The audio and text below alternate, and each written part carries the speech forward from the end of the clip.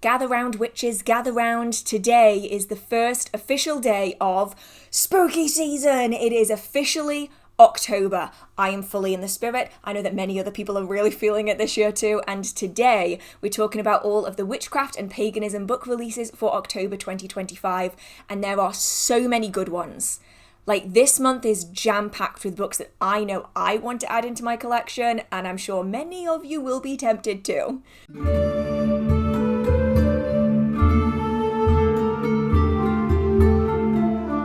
Now, I'm going to be really honest and say that this is my second time attempting to film this video. I spent 2 hours filming it last night, got it into my editing software, realised the lighting was so wrong and so bad that the footage was basically unusable, and so I'm here again today. So that's why the video is a little bit later than it should be, because I refilmed the entire thing. So I'm hoping that my excitement is going to come across the exact same way, but we'll see. Now, as I say every single month, you don't need a massive magical library to have a successful magical practice. And these videos are to help anybody figure out whether a book is something they need or want, or whether it's something that they might like but isn't really suitable for them or that essential in their magical practice. There are some links in the description box. These are affiliate links which do help to support the channel, but I always recommend first port of call should be physical bookshops and independent bookshops. These people really need our support, so if you can support them, I would recommend that you do so. And with that being said, we're starting on the 1st of October with a book that I know I am going to butcher the pronunciation of. On October 1st in the UK and coming soon elsewhere is Welsh Witches. Now, technically, that is the English version of the name. The name is actually Gwrachod Cymru, and I guarantee I butchered that, so I'm so sorry, all of my Welsh viewers. I lived in Wales for several years and my pronunciation never got better. Languages are just not my forte.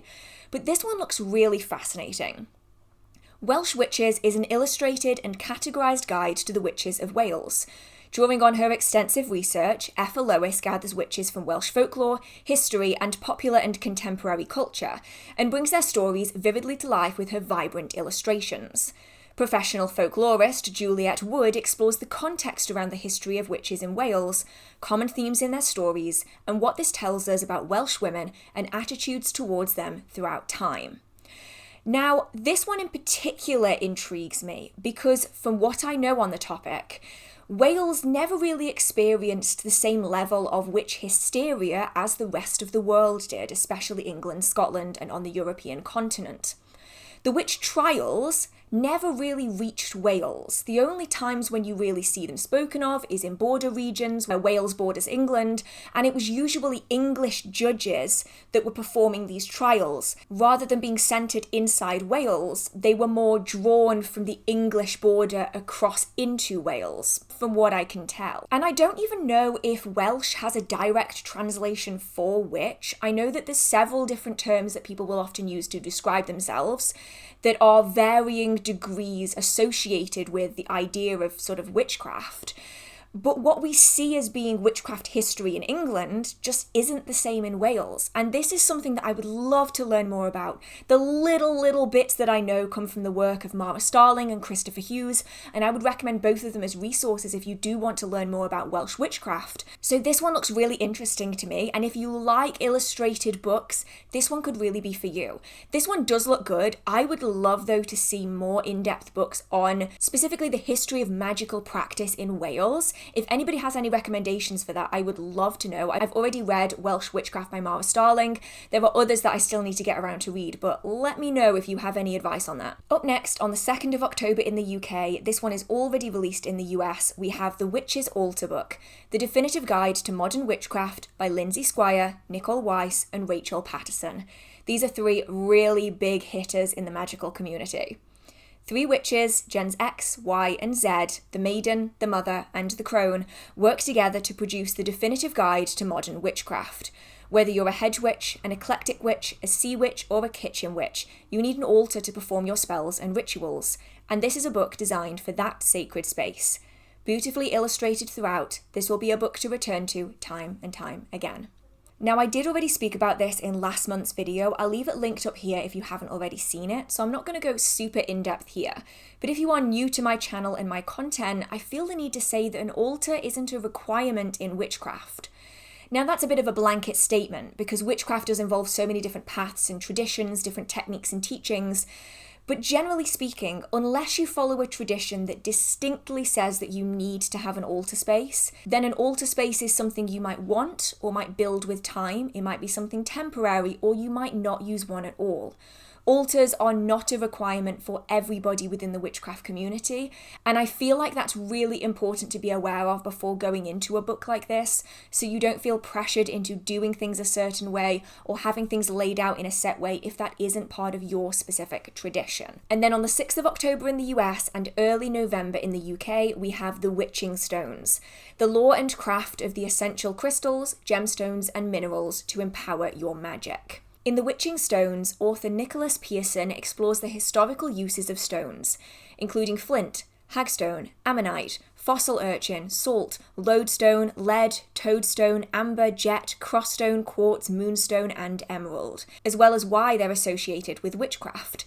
He also offers practical and accessible uses for today's modern practitioner, from the basics of cleansing and consecrating your stones to more advanced techniques such as crafting lead curse tablets, blending incense and oils, and working lunar magic with moonstones. Containing over 50 spells, rituals, and recipes, The Witching Stones focuses on the geology, history, and practical use of crystals and stones in magic, and is suitable for beginners who don't know what to do with crystals, as well as experienced crystal lovers who want to take their practice to the next level.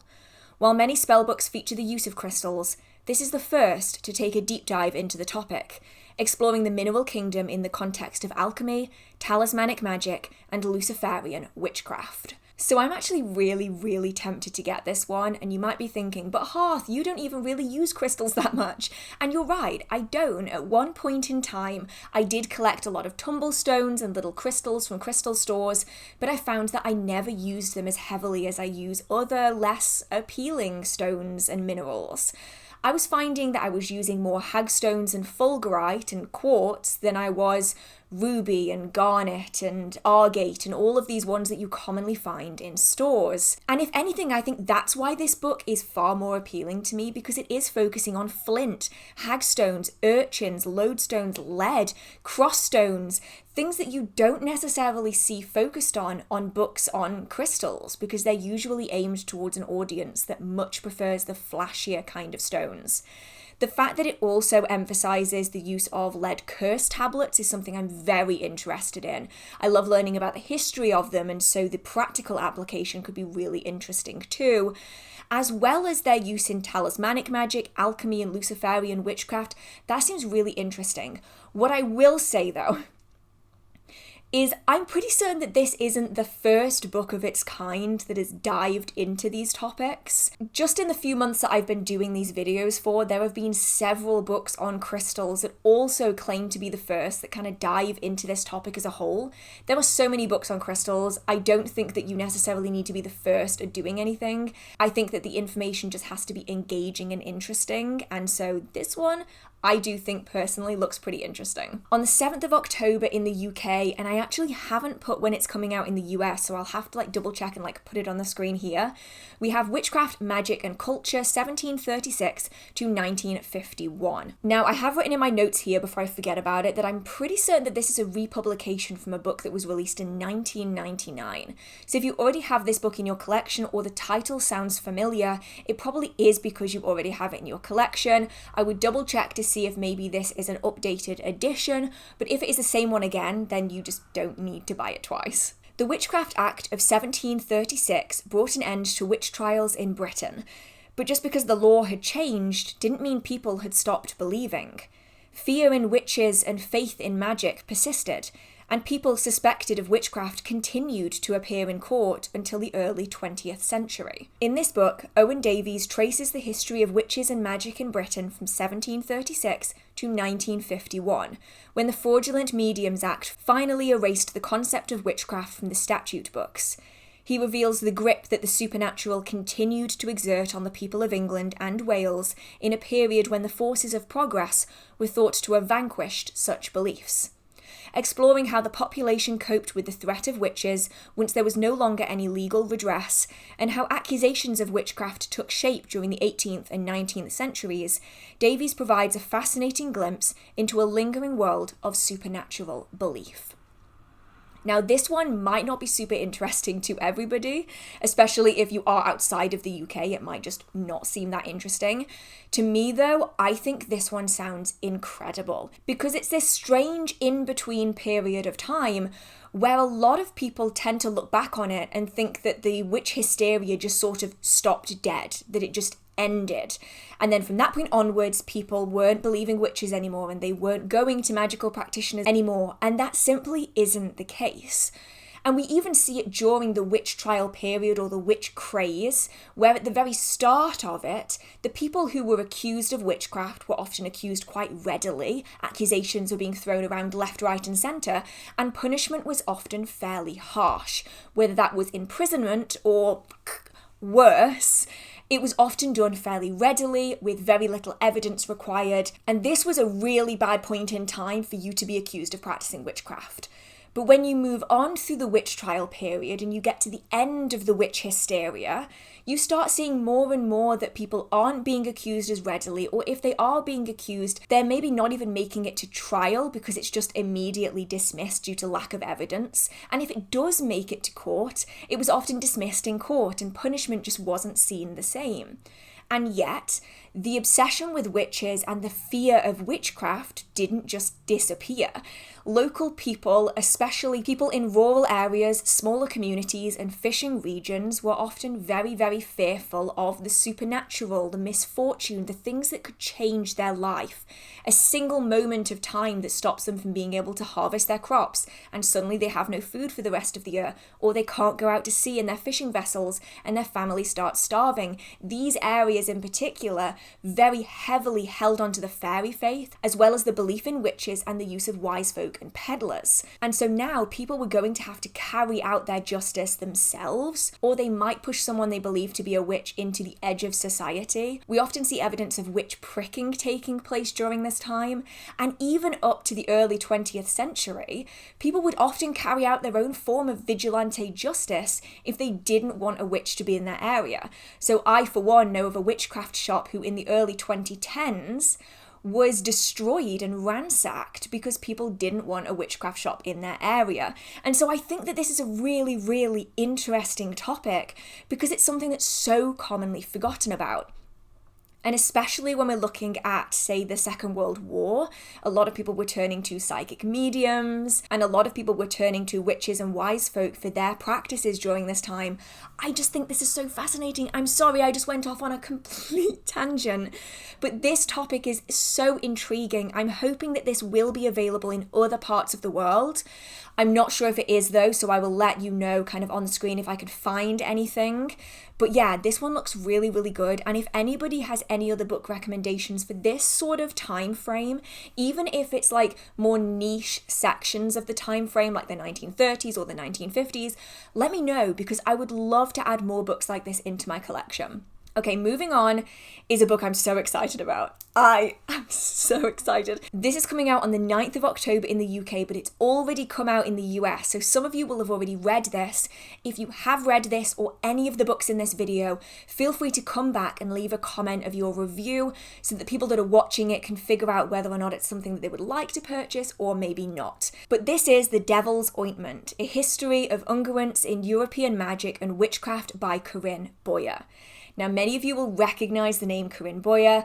I absolutely love their work. I have a collection of it growing, and so this is definitely going to be added into my collection. I cannot miss this. So this one in particular is about another topic I find fascinating. In the historical records of European witchcraft, one of the most notorious allegations against the accused was the use of a magical salve to gain the power of nocturnal flight. Rubbed on the body, it was said to be a compound of toxic herbs, animals, and noxious constituents, such as human fat, that could affect travel by the witch over great distances.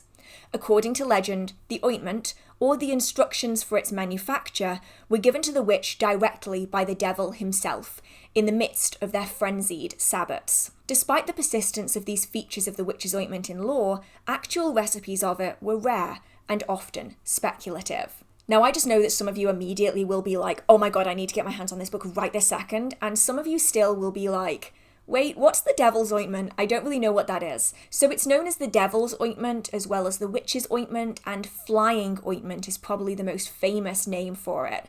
And it is, as mentioned, a mix of noxious and harmful plants and ingredients that when applied to the body would aid in astral travel and spirit flight, so that the witch could travel or fly to the witch's sabbat, which is where the witch was believed to gather in a coven with other witches, and in some cases they would engage with the fair folk as well as the witch's devil. Now, this ointment goes to explain some of the descriptions of witches physically flying or travelling from place to place, but now we often refer to this more as spirit flight or astral travel, and it's still carried out a lot by hedge witches and traditional witches, among others, but usually with less dangerous ingredients. There are much more modern recipes that are not likely to end you in the same way as some of these may well have done if used in the wrong way. So this one, I'm definitely getting.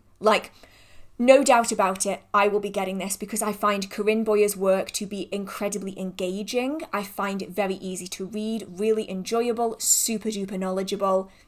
Tick, that's going on my list. I'll add it. I already have so many on this list. It's like a problem. On the 7th of October in the US and the 9th of October in the UK, we have Seasons of the Witch Yule Journal.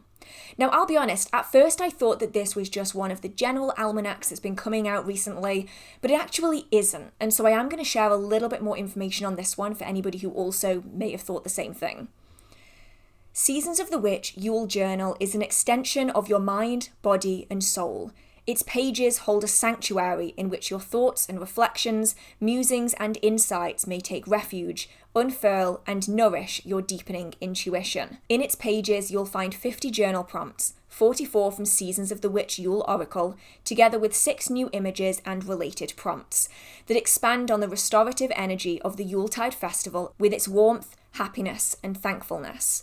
Each prompt is crafted to summon new pathways of self-awareness and directs you to the wisdom within your very own spirit. Use the journal to align with the divine wisdom of the year's darkest night and the joyful celebration associated with the winter holidays. This journal is your path to deep reflection and tranquility, and is a promise of the brighter days to come. Now, this one is mainly focused on everybody who loves the Seasons of the Witch Yule Oracle cards. If you really enjoy the artwork, especially if you connect deeply to them, then I think this one could be really useful. For me, I'm going to skip just because I don't really have space for another journal, I'm going to be really honest. But if you do love the artwork, then this could be something that you might want to look into, or if you know somebody who really likes the artwork, it could be a really nice gift to give for Yuletide or Christmas. On the 7th of October in the US and the 30th in the UK, we have Word Witch, how to call upon and cultivate the creative magic within you. This is a practical guide to using witchcraft and the power of the written world to develop a magical creative practice. Word witches are spellcasters of language. They are storytellers, poets, writers, and ritualists who know that writing anything is a form of channeling spirits, ancestors, collective dreams, and their most authentic and surprising selves. Word Witch is a joyful rite and companion, helping writers build a creative practice rooted in magic. Writer and witch Kate Belew invites readers to craft altars of language, offering simple writing rituals that will spark inspiration and equip writers to build their own thriving creative writing practice. Readers will learn to conjure creativity and imagination, defy the silence of writer's block, build a circle of community support, and cast spells that spread magic across the page. Much like the movement of the moon and the Earth's seasons, creativity also has cycles that readers will learn to accept and embrace. Word Witch encourages creatives to reclaim their imagination and give themselves permission to write freely, expressively, and magically, weaving together magic and creativity, paying homage to the intrinsic powers of words to conjure and shape our lives. Word Witch guides readers across the page as they undergo the alchemy of becoming writers. Now, this one I think is really interesting because so many books focus on art in witchcraft, but it's usually physical art like painting or drawing, knitting or sewing, whereas this focuses on using words in a way that isn't just ritual. It isn't just writing a spell or writing in a book of shadows. Instead, it's more than that, and so this one looks pretty intriguing. Now on the 7th of October, I have very, very exciting news.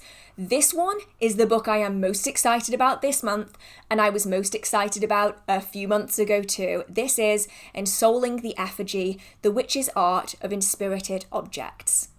Now, I did get a little bit of a heads up about this. Essentially, the book was delayed because there was just too much information and it needed to be cut down a little bit before it could be published. And so now it is finally ready for us to read it. I'm so excited. I am so excited. This is another one that I am going to get, like the second I can get it, I am getting it.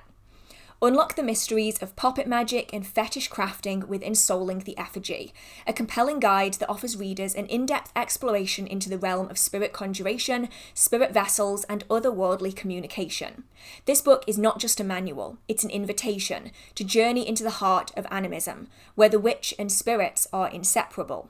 Within these pages, you'll discover techniques for creating puppets, effigies, and spirit houses that serve as vessels for spiritual entities and magical power. Learn to craft your own ritual oils, incenses, washes, and smokes with a comprehensive formulary that provides the key ingredients and instructions to infuse your practices with authenticity and botanical magic. Written for practitioners of the art, this book's unique blend of traditional practices will captivate anyone interested in witchcraft, magic, or spirit work. Whether you're looking to expand your magical toolkit or deepen your spiritual connections, Ensouling the Effigy offers a wealth of knowledge and inspiration for your journey. Does that not sound incredible? I'm so excited about this one. You have no idea. This one was the one that I was so excited about. I think it was back in July or August or something. Still just as excited about it now, and if we're lucky, all of that extra material that had to be cut out of this one may get added into another one. I don't know. I think that would be really interesting. I know that so many people would love more books on this topic, and so if that information is just going to go nowhere, then I feel like that would be such a waste. So hopefully this one does really well, and then maybe we might get more in the future. That would be really cool. And I don't think I actually said it anywhere in the description there, but this one is written by Matthew Venus. On the 8th of October in the UK and the 8th of November in the US, we have Stone Witchery and Divination, Lithomancy and Magic with rocks, gems, and crystals. Rockhound, witch, and Wiccan priestess Amber Kay shares her vast experience working with stone allies for empowerment and a better life. Sharing dozens of spells and magical techniques, she teaches you how to develop a relationship with each unique stone, work with crystals for specific purposes, and much more. Amber helps you scry with crystals, mirrors, water, and smoke, cast stones on a board, cloth, or pentagram, charge a hearthstone for your home, set up a standing stone shrine, care for your chakras using gems, and improve your stone reading with the zodiac signs. From creating amulets and talismans for protection to using the divination system of Doreen Valiente, the mother of modern witchcraft, this crystal clear guide features a plethora of wisdom that goes far beyond a simple list of stone meanings and energies. It also includes a full colour insert with nearly 100 gemstone and crystal photographs. So you see what I mean when I say that there's more than one book on crystals in witchcraft and divination and stuff? I feel like any book saying that they are the only one that's done it isn't the only one that's done it. But I'm going to be really honest here and say, I personally am leaning more towards the first book than I am this one. That's not me saying that this one is going to be bad, it's just that for my personal practice, the first one seems more like it aligns with how I do my magic. However, there are definitely some things in this that I think look really, really interesting. The idea of charging a hearthstone for your home, setting up standing stone shrines, as well as doing readings with zodiac signs, scrying and the like, but specifically, the bit that draws me in the most is the divination system of Doreen Valiente. Now, Doreen Valiente is a figure that is... I have a hydration app on my laptop that tells me when I need to drink water because otherwise I forget. And I forgot that my laptop was on full volume. So I think that might be a cue for everybody to grab a drink. Now, Doreen Valiente is a figure that is very commonly forgotten now with beginners to witchcraft.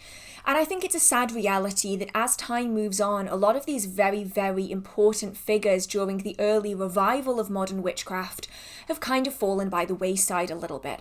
And so I would be really, really interested to learn more about the divination system of Doreen Valiente. That bit is the bit that makes me go, oh, maybe I should check this one out as well. Maybe 2 more crystal books won't hurt.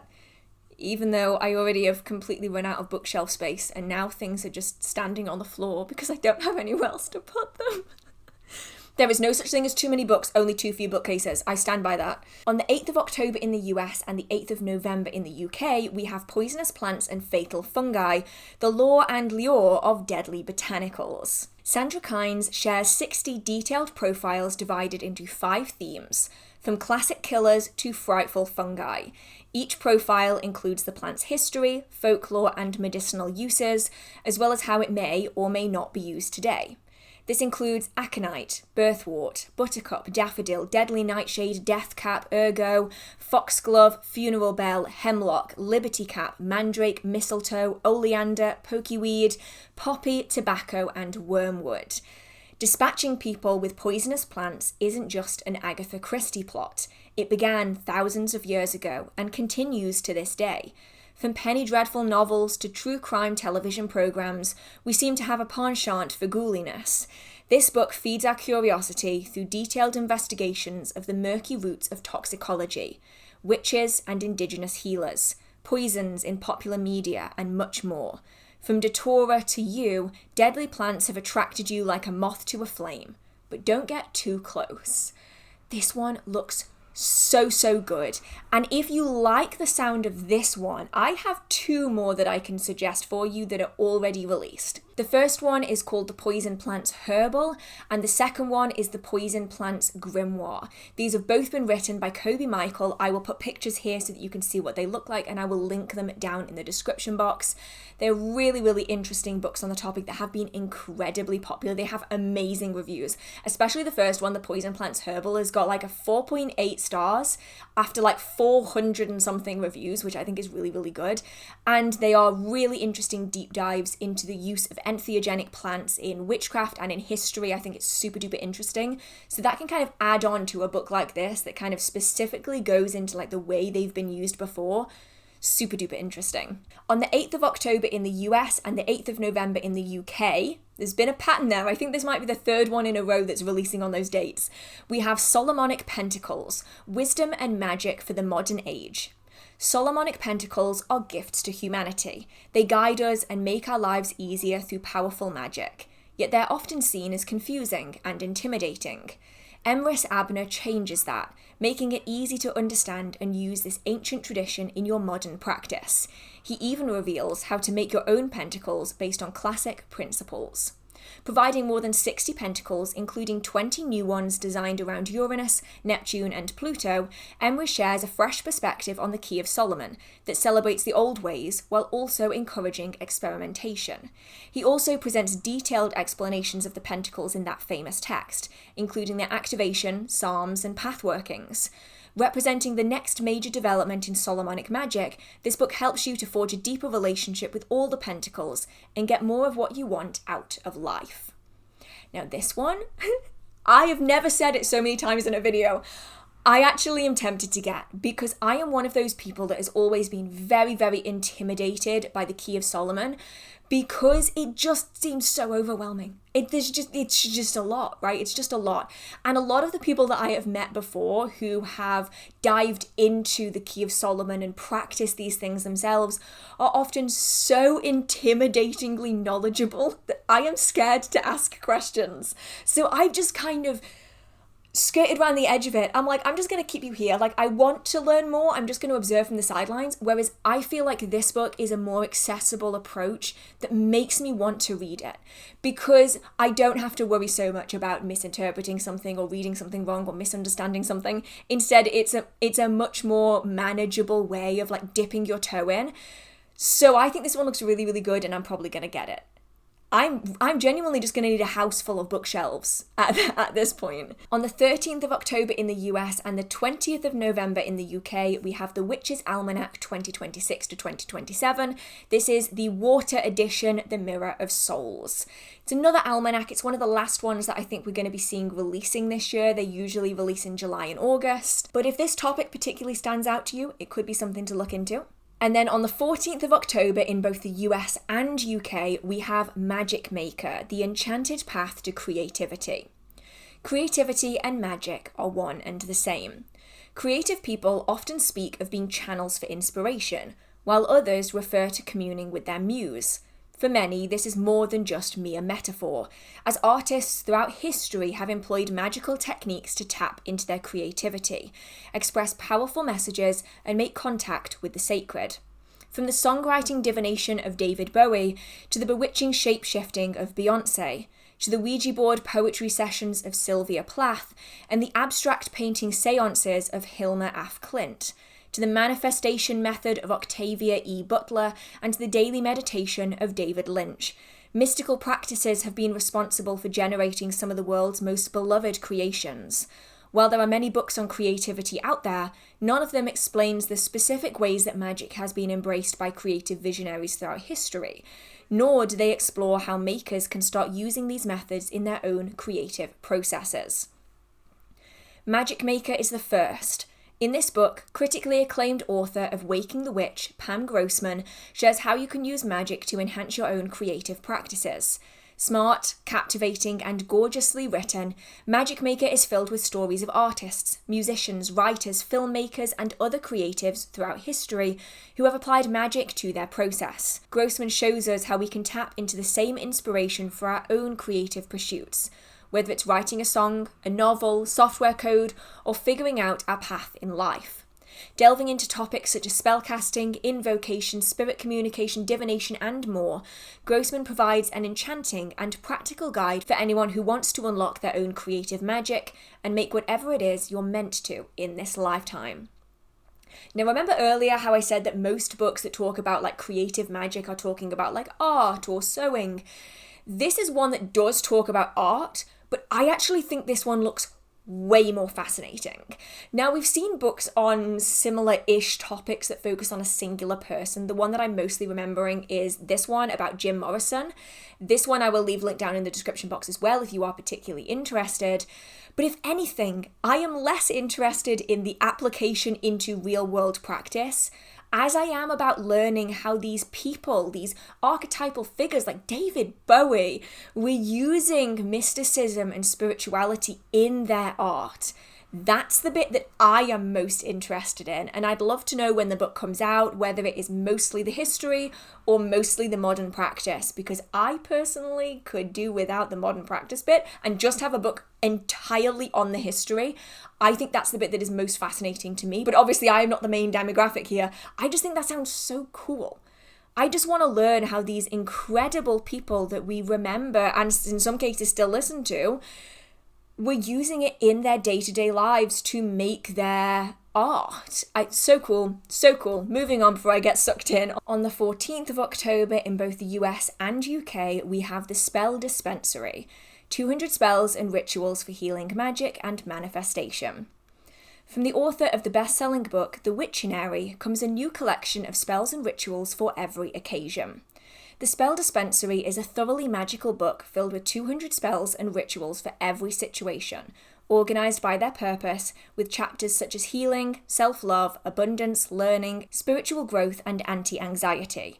Easily find the perfect prescription for spells or rituals to tackle everyday problems of life with whichever way works best for you. Each chapter features a multitude of magical spells and rituals to help with that subject, giving you the perfect opportunity to work your magic in the way that feels most authentic to you. Explore the whole magical world in this book and learn new skills such as candle spells, bath rituals and hand washes, herbal brews, charm bags, spell jars, not magic, and more.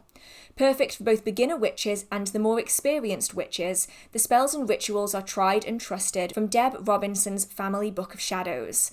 The perfect follow-up to The Witchery and a comprehensive spell guide for beginner and established witches alike, this book is a must-have for anyone wanting to manifest a more magical life. Now, I'm sure some of you already know what I'm going to say, but for anybody who is new here, I really want to emphasize that spell books are not something that you absolutely need in your magical practice. If you're a beginner or just getting started in active spells and rituals, or perhaps you want to change up the way you do things and add a few bits and pieces in that you don't normally carry out, spellbooks can be incredibly beneficial. They allow us to figure out the whys and the hows of different spells, why things are used, how do I go about doing things, and they can allow us to build up new and creative techniques that we might not have already thought about. However, you do get to a point where you should know the whys and the hows to the point where you can start building your own spells, and you no longer need to rely on spellbooks.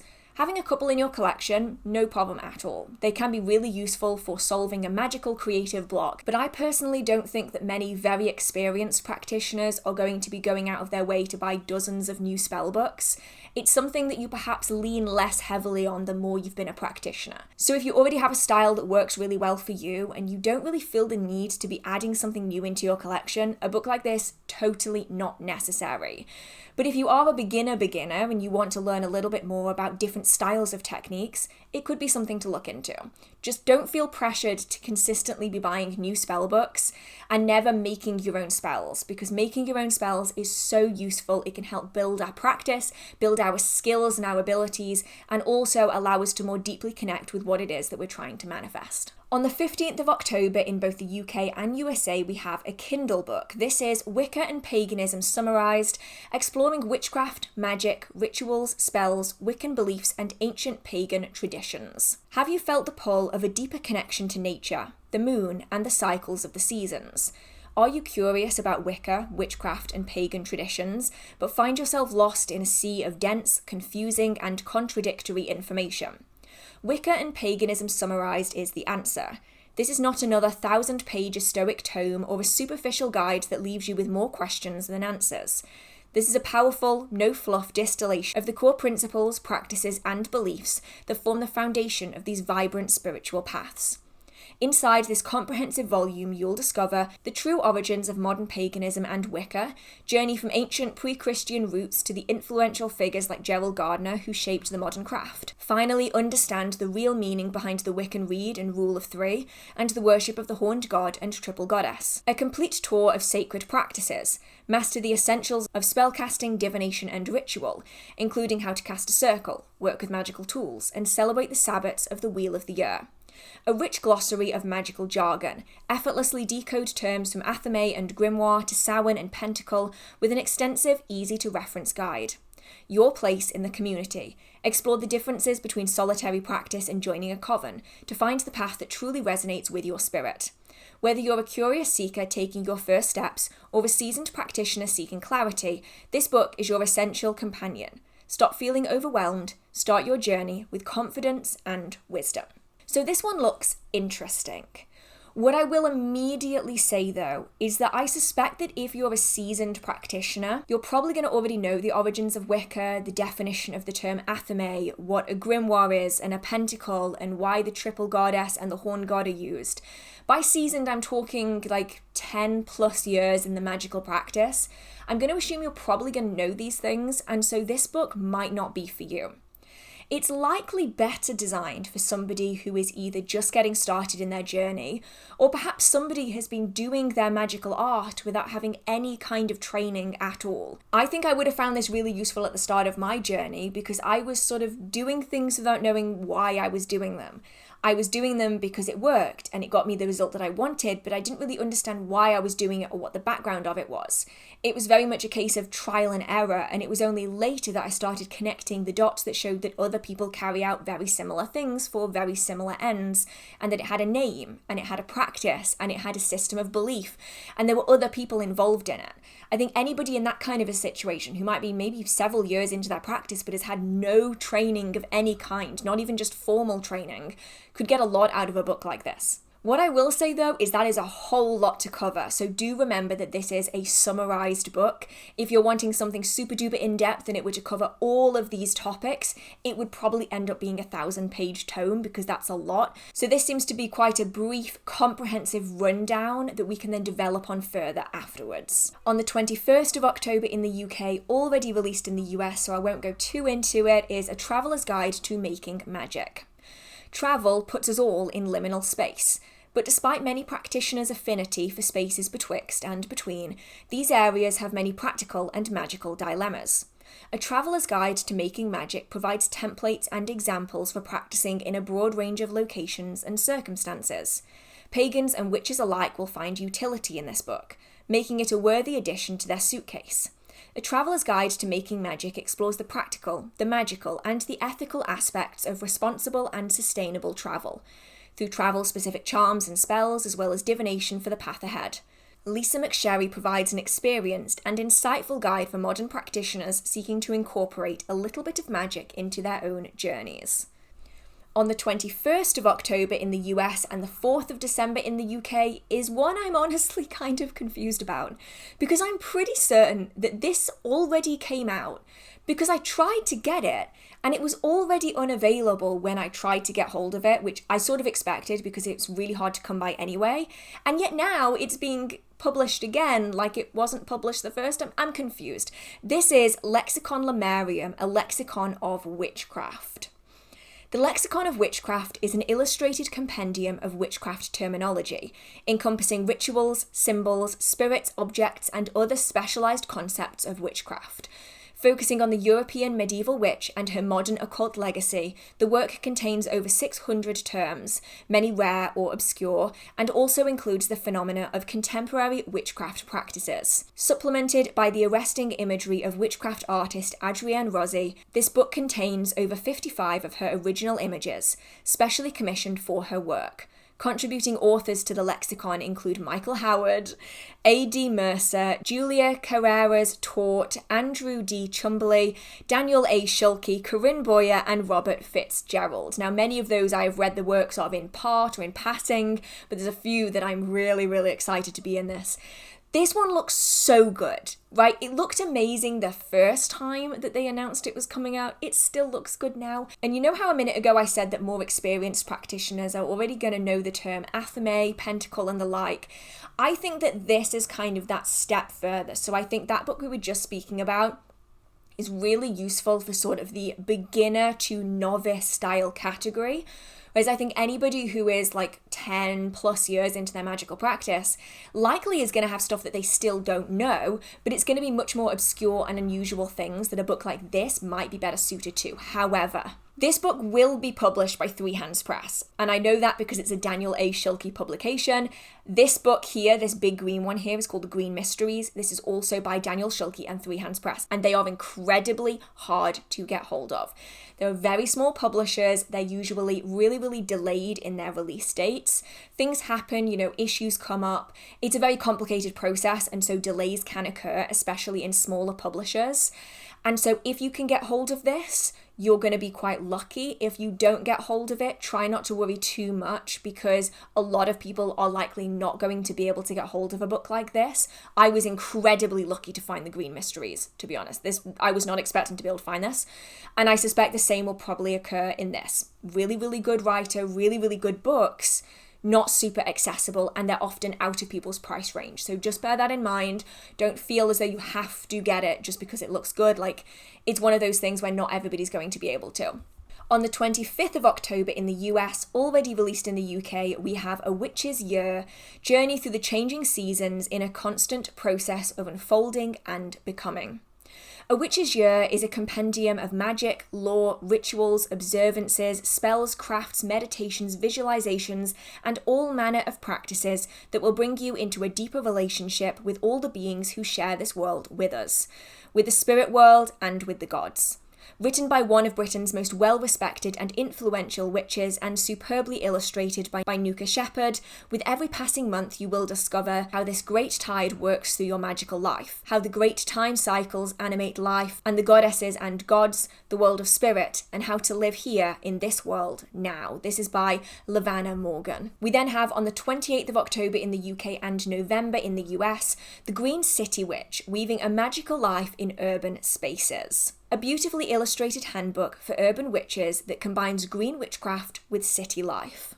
Rich with herbal and stoic wisdom, this beautiful and thoughtful guide provides an essential basis for magical practitioners living in cities to connect with nature, magic, and community. This book is for urbanites who want nature and magic in their lives. Written by an experienced herbalist who eats street weeds, talks to crows, casts spells, and brews potions, this book shows you how to walk a magical life while riding the waves of urban life.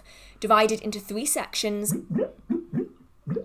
I still forgot to mute my computer. Okay, fine. It's been half an hour. I'll have a drink. Happy now? Okay.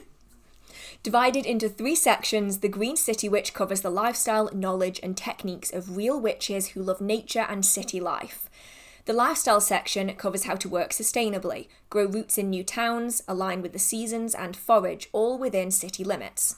The urban nature section contains an extensive directory that details how to engage with fascinating life forms that thrive in city buildings, streets, and parks. From spider plants to knotweed and parakeets to earthworms, the plant, animal, and bug lore entries offer magical symbolism, folklore, foraging, and care advice, and practical ways to weave them into daily life. The technique section explains how to achieve magical goals with rituals, spells, sigils, and charms, blood magic, shapeshifting, and divination, all with local, natural, and sustainable materials. The Green City Witch is an invaluable resource for beginners and experienced magical practitioners alike who wish to embrace the endless magical potential and gifts of urban nature. That looks so good. Okay, I'm not necessarily in the need for a book like this per se, but a lot of people do. Like, I think there's a lot of emphasis placed on getting out into nature. I will commonly do it. And it's important that we find ways to adapt that to the circumstances that we are currently living in. I'm very grateful and very lucky to live in a country that is very green. We do have a lot of countryside outside of towns and cities. Not everybody is lucky enough to be able to access those regions and might live in parts of the world where it's simply inaccessible. So I think a book like this that allows us to adapt pre-existing knowledge and traditions in witchcraft into a modern urban lifestyle is really, really useful for a lot of people. On the 28th of October in both the US and USA, we have Witchual, transformative rituals to reclaim your powerful magic and live a fearlessly authentic life. Mia Magik, author of Into Witchin', is back with a call to reconnect with the ancient wisdom of ritual. Grounded in the power of the elements, earth, air, fire, and water, the book invites you to reconnect with nature, honor your intuition, and infuse intention into every aspect of your lives. From daily routines to profound rites of passage, Witchual shows how the sacred art of ritual can be a tool for healing, self-discovery, and meaningful transformation. At its core, Witchual is a journey back to our roots, a returning of the interconnectedness with nature, spirit, and the collective wisdom of humanity. It celebrates the art of self-crafted witchcraft, encouraging you to embrace your personal power and create rituals that are uniquely your own. Whether you're seeking to heal emotional wounds, manifest abundance, or deepen your connection with the divine, Witchual provides the tools to step into your highest self and co-create a world filled with purpose and harmony. Now, this next one, I think is really, really interesting. And some of you might be listening to this next one and go, Hearth, why? But just stick with me on this. On the 28th of October in the US and December in the UK, so we're having to wait quite a while, is Memoirs of a High Priest, The Life and Magic of Alexander Cabot. Discover a tapestry of modern magical history interlaced with a diverse array of practices, rites, and more in this captivating memoir of High Priest Alexander Cabot. This features a foreword by Laurie Cabot, the official witch of Salem. Alexander Cabot's remarkable story begins in communist Cuba and takes him to New York, Salem, Britain, Brazil, and beyond, engaging with a miasma of spiritual and magical systems and a fascinating cast of influential practitioners along the way. Through Cabot's first-hand accounts, Memoirs of a High Priest offers an incredible insider's look at several diverse traditions. I know I'm going to butcher some of these, by the way, so I apologize in advance, including Masonry, Palo Mayombe, Santiera, Gardnerian Wicca, the Cabot traditions, and others. Okay, it was only one that I really struggled with there. Cabot also includes meditations, magical practices, and more from the traditions which the reader can integrate into their own spiritual path and story. Memoirs is not just a captivating autobiography, but also a fascinating book into the modern history of today's Western spiritual current. Now, I said this one sounds really interesting, and some of you will be like, Hearth, that sounds so boring. But stick with me on this one, because we recently lost another very, very important figure in witchcraft history, and that was Patricia Crowther. And she will go down in history as such an important figure, along with Doreen Valiente, with Gerald Gardner. We are slowly losing so many of these influential figures in the revival of witchcraft, that I think having a book that has been written from the perspective of somebody that's really ingrained in the tradition and has a deep history with it as well is really, really valuable, because as more time goes on, we're starting to lose more and more of the authors that are so recognizable, the figures that were really significant in the revival of witchcraft. And I think that having more and more first-hand stories and accounts is really important, because wouldn't it be amazing now to have more information from Scott Cunningham or Doreen Valiente or Patricia Crowther, and we just can't really anymore. Same with authors like Raven Gramassi. We simply don't have access necessarily to more information besides unpublished material, and that's a real loss to the community. So I think books like this look really interesting. I love seeing people's perspectives in the magical community. I think that also helps. And then the last one in this list is another one that actually looks really, really good. When I said that so many of them were being added to my to be purchased pile, I really, really meant it. This one looks fascinating. On the 31st of October, Halloween, Samhain, so excited. In both the US and UK, we have Witch Country, Seeking the Witch in the British Landscape. Author Sarah Robinson has been writing about witches for nearly a decade. But can the witches cast a spell to re-enchant her within the landscape she calls home? In Witch Country, Sarah ventures over and under Britain's storied landscapes, with their rich witch heritage as her guide, from witch marks to hanging trees. Join her as she's led astray by witch hares and cult pixies, and is inspired by sorceresses, wishing trees, and crystal caves. Meet whispering knights, sister trees, and ancient mother stones. Discover modern-day witches and those whose lives were brutally ended during the witch hunts in this spellbinding exploration of fascinating folklore, harrowing history, haunting superstitions, and the magical places where they collide. Journey with Sarah through the Wheel of the Year as she sets out on a monthly journey to discover places and voices across the British Isles. From Glastonbury, yes, to Lancaster, the New Forest to Edinburgh, they have been shaped by witch lore. She explains the landscapes where well-known witches from myth and history lived, including Sybil Leek, Gerald Gardner, Lilia's Addie, Morgan Le Fay, the Witch of Wookey Hole, the Pendle Witches, and many more. Unearthing the stories and spirits of place rooted in the land, you will discover that wherever you may roam, a little magic is never far away. The story of the Pendle Witches and the story of the Witch of Wookey Hole are ones I'm fascinated by. If you ever want videos on those topics or any others, let me know and I'll try to get around to doing them. This one looks incredible. I'm definitely getting this. There's been so many in this video that I am going to get. I will put them all on the screen. There's probably going to be quite a lot because this month was really, really good, and I would love to know which ones you are interested in down in the description box, or which ones you might have already read if you're watching this and they have already come out. If you did enjoy this video, please give it a like. It means a lot to me. And I massively appreciate everybody who sits through my waffling conversation. If you've got all the way to the end, if you could put some book emojis down in the comment section, I'm going to try and heart as many of them as I can, because I really appreciate all of you that make it through my very long videos. If you do have any questions or comments, please put them in the comment section. And I try, emphasis on try, to post magical content every single week. I know I've been struggling at the minute, but that's because Cleo's so tiny and it's so hard to film with her, so I'm looking forward to when she calms down a little bit and it's a little bit more manageable to film. That would be really nice. I hope that you are all staying safe. I hope you have an amazing spooky season and Samhain, and I will see you in the next video. Okay, bye!